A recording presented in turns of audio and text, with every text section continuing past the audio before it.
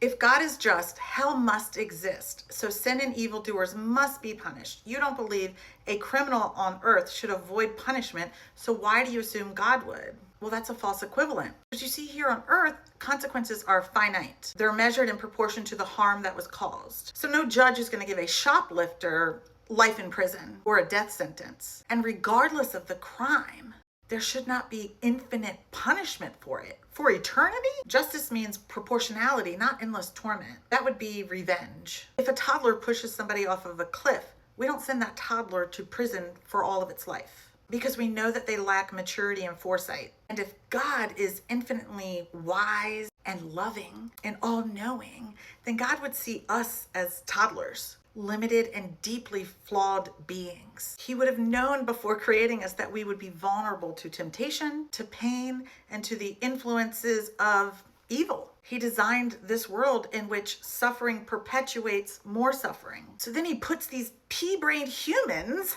on the earth and sends his biggest enemy to live with us. And we were left with contradictory, fragmented texts written thousands of years ago.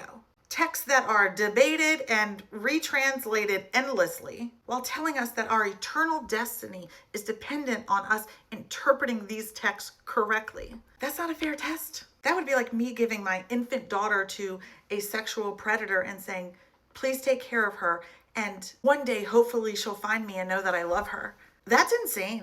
And you mentioned people that are murderers and rapists and child abusers, that they should be punished eternally. But the Bible depicts God doing the exact same things. He orders genocide. He allowed grape as the spoils of war. He killed children. So if humans are called evil for doing these actions, what are you going to call God?